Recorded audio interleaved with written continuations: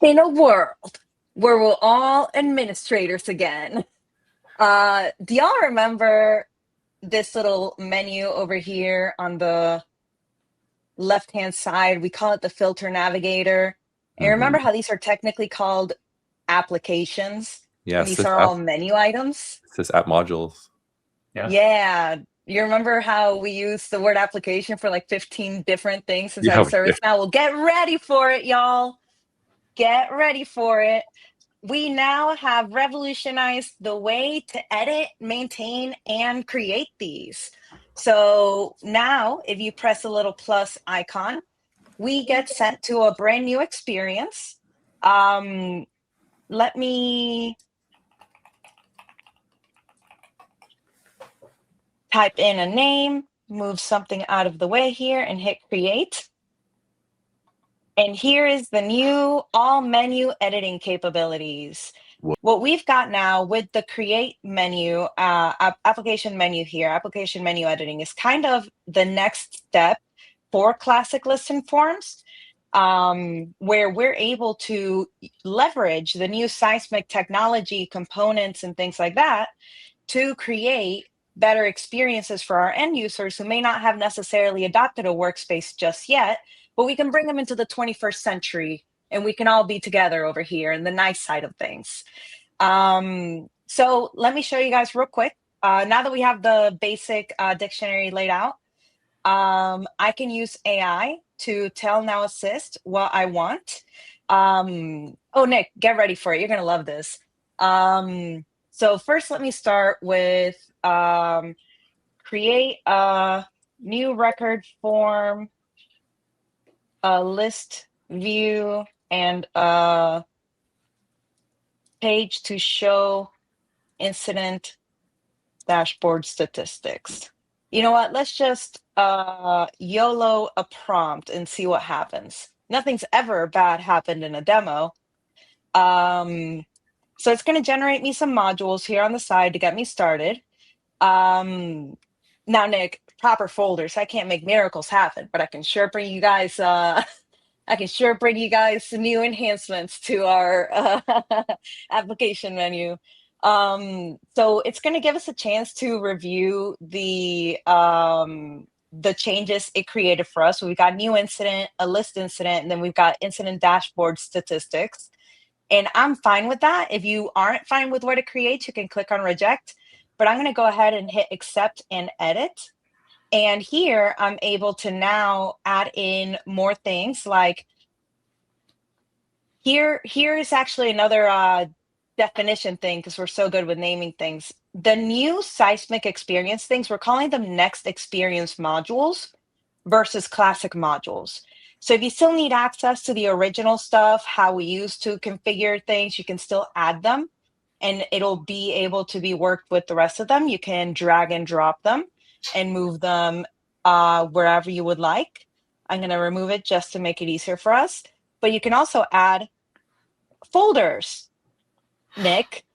Instead of having to deal with like all of that negative, oh my gosh, I think like the moment as a ServiceNow admin when I realized that everything was just going to go downhill from here was when my old manager told me that I had to number like 30 menu items with 50s in between. So that way you could like add in the 75s and the 25s later in case you needed to add more. You don't need to worry about that anymore if you don't want to. This is going to be so much better for y'all because you can just literally drag and drop and edit things and not have to worry about how things look. But if you're still wanting to ruin your day like that, they are still available if you edit them. Except I lost them. I could have sworn there was an order field somewhere in here, but let me maybe hit save first. So I'm gonna rename this folder to Dev Passport. I'm gonna go back to my list. I'm gonna add everything under here. And I'm gonna hit done. So now it's creating it for me. And now I'm in the full experience. That's probably why the order was missing. So now I've got my, and this will kind of look familiar to you guys. If you are if you're familiar with how editing these application modules used to work, this is still going to look pretty similar if we're looking at a at like the top level one. Here we go. Here's order. So here's what you can kind of look at. You can generate more modules. Now, I wanted to show you guys something specifically is if we open up the dashboard module that it created for us, yes, RRP, you do need now a subscription to create them the way I did, but you don't need them to create and add modules like completely. You can do that without needing the AI stuff. I just did it to be, not to be lazy, but to show an awesome new feature. So what's cool here is we've got actually a platform analytics dashboard maker right here, where we can create data visualizations and add existing ones to our dashboard without needing to go into platform analytics. We can configure the module further from here. We can delete it. There's settings, you can add tabs, and it'll basically act just like a, so here we go. I've got my incident list. I can edit what table it's filtering. I can set a different view up here. I can set a filter for it using this right here. I'm going to do activist true, and I'm going to hit apply, and it's going to show me the list again. So again, this is a next experience list, kind of like the fancy one that we were looking at in the workspace. And the goal here is to provide you with as much configuration as you can get without needing to go into UI Builder. But it does mean that there is less configuration options in comparison to building a workspace using UI Builder, but it still gives us a lot of flexibility. Like, for example, if I click add above, it lets me do a bunch of fun things. Like, for example, my favorite one is we can add a data visualization to your incident list. And I'm going to go ahead and it auto-saved. It should let me edit it now. There it is. So here I can define my data resource again. I'm going to look up the incident table.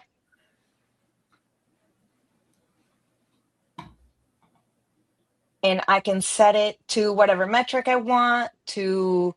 Right now, I'm just going to have it count incidents, and I can edit the metric, and I can select the field or anything like that, but I'm going to go ahead and just leave it like that. Now, if you're like me and you like making things look pretty, you can center it, change the size of the score or anything like that. You can also have like a dial to show the statuses of your incidents. Something else I wanted to show you guys is just a couple more things.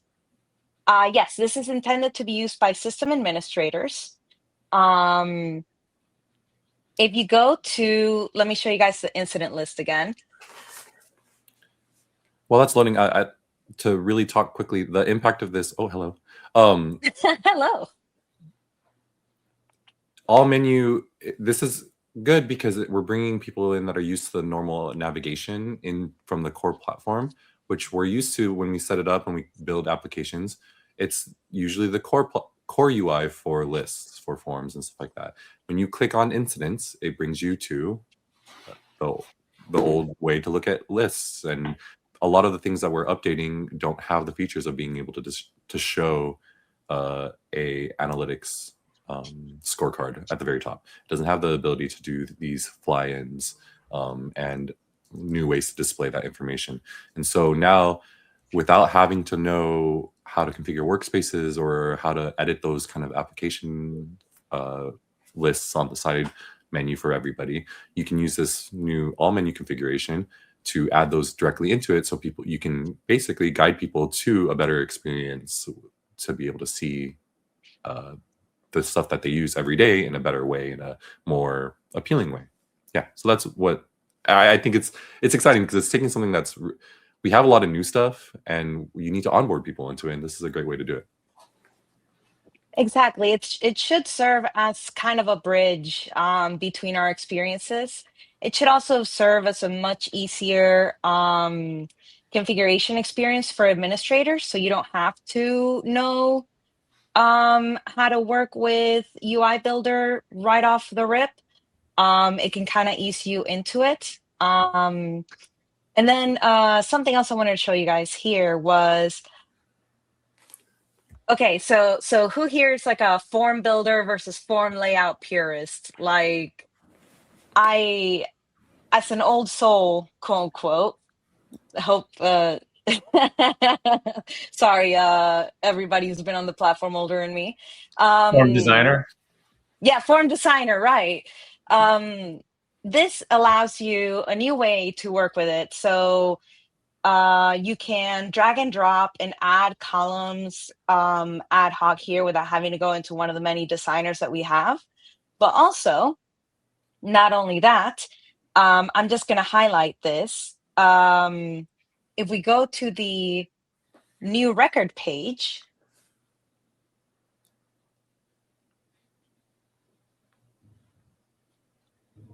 Akash, quick question. Have you tried both of the UI Builder courses on Now Learning?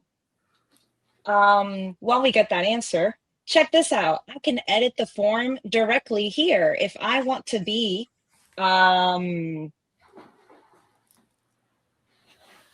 is my computer lagging? I don't see my controls popping up. So there's a bunch of options that you can do here for configuring the form. But if it was working correctly, it would let me go in and show you guys how to drag and drop these fields and reorder them. We also have added the ability to configure the contextual sidebar, which was a big piece of feedback that we've received. We simplified them greatly, and we've added in like the top 5 most common contextual sidebar configurations that we have.